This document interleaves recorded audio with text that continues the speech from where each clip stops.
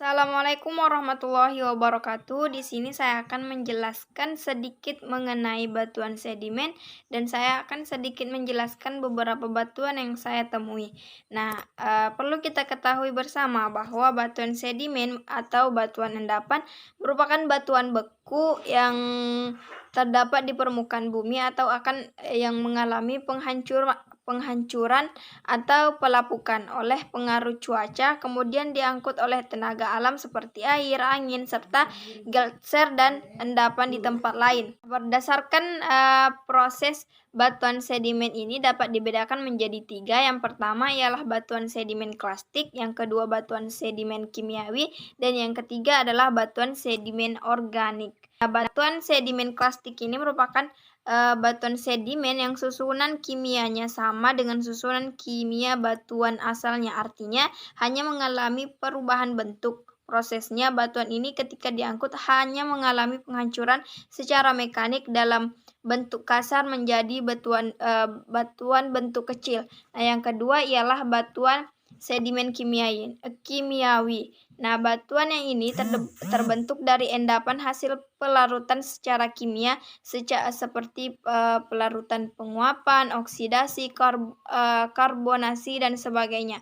Contohnya hujan di Gunung Kapur, kemudian air hujan yang mengandung CO2 yang meresap ke dalam retakan halus atau pada batu gamping tersebut. Nah, yang ketiga adalah batuan sedimen organik. Nah, batuan sedimen organik ini terjadi karena selama proses pengendapannya mendapat batuan dari organisme, yaitu sisa rumah atau bangkai binatang laut yang tertimbun di dasar laut seperti kerang, terumbu karang, tulang belulang, serta kotoran burung. Baiklah, adapun yang saya temui batuan sedimen yang ada di sekitaran rumah saya ada 4. Yang pertama ialah batu gipsum sedimen. Nah, batu gipsum sedimen ini adalah contoh mineral dengan kadar kalsium yang mendominasi pada mineralnya. Gipsum ini termasuk mineral dengan sistem kristal monoklin 2M atau artombik.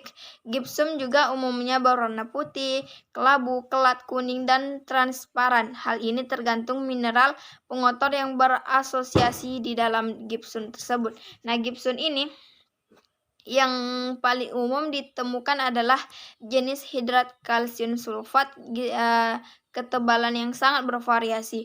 Gipsum ini merupakan garam yang pertama kali mengendap akibat proses evaporasi air laut. Evaporasi laut itu kemudian diikuti oleh anhidrit dan halit. Ketika salinitas semakin bertambah sebagai mineral evaporit, endapan gipsum ini berbentuk lapisan di antara batuan-batuan sedimen atau batu gamping serpi merah seperti batu lempung, batu pasir, dan garam batu bara. Nah, sering pula terbentuk karena endapan gipsum ini terbentuk di dasar danau, kemudian laut, mata air panas, dan jalur endapan yang belerang yang berasal dari gunung api. Nah, sedangkan batu yang kedua yakni batu pasir sedimen. Nah, batu pasir sedimen ini merupakan batuan yang terdiri dari mineral yang berukuran pasir atau butir-butir batuan yang dapat berasal dari pecahan batuan-batuan yang lainnya. Nah, sebagian besar batu pasir ini terbentuk oleh keluarga feldspat karena mineral tersebut paling banyak terdapat di kulit bumi, seperti halnya pasir, batu pasir, dan yang dapat memiliki berbagai jenis warna. Dengan warna umum adalah seperti coklat muda, kemudian coklat kuning, kemerah-merahan, atau abu-abu dan putih. Karena lapisan batu pasir seringkali membentuk karang atau bentukan topografis yang sangat tinggi. Nah, warna tertentu batu pasir tersebut dapat diidentifikasikan dengan daerah tertentu. Karena batu pasir ini pun juga terbentuk dari butiran yang tersemen yang kemudian disebut fragmen dari batuan asal atau fragmen dari kristal-kristal mineral.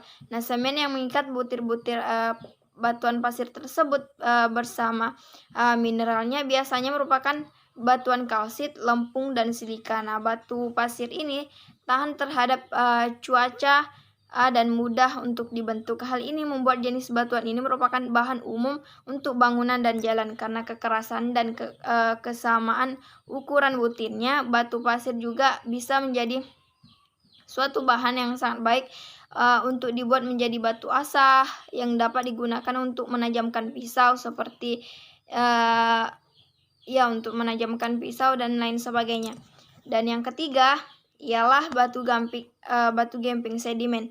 Nah, batu gamping ini merupakan batuan yang tersusun dari mineral kalsit dan argonit yang merupakan dua varian yang sangat berbeda dari kalsium karbonat. Nah, batu ini pada umumnya memiliki tekstur pelapisan yang menyerupai batu pasir dengan struktur sedimen yang silang siur, gelembur gelombang, dan laminasi. Batu gamping klasik ini fragmenter umumnya diendapkan secara mekanis oleh air laut. Beberapa manfaat yang dapat kita ambil dari batuan gamping ini sebagai bahan mentah semen, karbit, bahan pemutih, dan pembuatan soda abu, penetral keasaman tanah, dan juga bahan pupuk industri keramik dan bahan bangunan.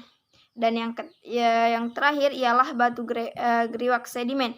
Nah, batuan ini merupakan sejenis batu pasir dengan komponen yang signifikan sekitar 5% dari fragmen litik. Meskipun kuarsa dan feldspar biasanya juga hadir, tapi ada beberapa juga matriks liat.